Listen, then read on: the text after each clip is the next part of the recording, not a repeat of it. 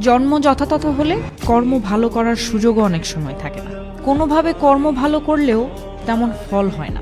10 কদম আগালে 12 কদম পিছিয়ে পড়তে হয়। যেমন ধরুন, সুইডেনে যদি আপনি চাকরি হারান, তাহলে আপনার সর্বশেষ বেতনের প্রায় 80% বেকার ভাতা পাবেন এবং প্রায় 9 মাস ধরে এই ভাতা চলমান থাকবে। পাশাপাশি আপনাকে চাকরি খুঁজে দিতেও ওরা সাহায্য করবে। আচ্ছা, এখন ভাবুন তো, সোমালিয়াতে আপনি জন্মগ্রহণ করলে কি এই সুযোগ পেতেন? সোমালিয়াতে আপনি বেকার হলে এই সুযোগ পাবেন না। ফিনল্যান্ডের একটা বাচ্চা সম্পূর্ণ ফ্রি পড়াশোনা করে এবং পৃথিবীর একটা সেরা শিক্ষা ব্যবস্থা ওরা দেয়। আপনার পেশা কি, আপনার ইনকাম কত, সেটার উপরে আপনার বাচ্চার পড়াশোনার মান ভিন্ন হবে না কখনো। আপনি ড্রাইভার হলেও আপনার বাচ্চা যে স্কুলে যেতে পারবে, আপনি বিশ্ববিদ্যালয়ের প্রফেসর হলেও তাই হবে। জন্ম যথাযথ হলে ভালো বন্ধুবান্ধব ও সঙ্গীও তো পাওয়া যায় না।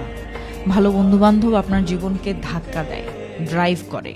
বস্তিতে জন্ম নেয়া শিশুটা তো ইংলিশ মিডিয়ামে পড়া একটা বাচ্চার সাথে মিশতে পারে না। ডেনমার্কের জন্ম নেয়া মানুষটা উচ্চতর শিক্ষা না নিয়েও একটা ভালো জীবন পার করতে পারে। কিন্তু ভারতের একটা মানুষ কিংবা বাংলাদেশের একটা মানুষ শৈশব থেকে যৌবন পর্যন্ত শুধু পরীক্ষা আর রোল নম্বরের পেছনে দৌড়ালেও একটা ভালো চাকরি পেতে কষ্ট হয়। একসময় স্ত্রী সন্তান নিয়ে জীবন চালাতে হিমশিম খায়। জন্ম হোক যথাতথা কথাটি আমার কাছে পুরো সত্য নয়। জন্ম যথাতথা হলে জীবনে অনেক ধকল, অনেক দুর্ভাগ্য, অনেক পিছিয়ে পড়ার সম্ভাবনা অপেক্ষা করে।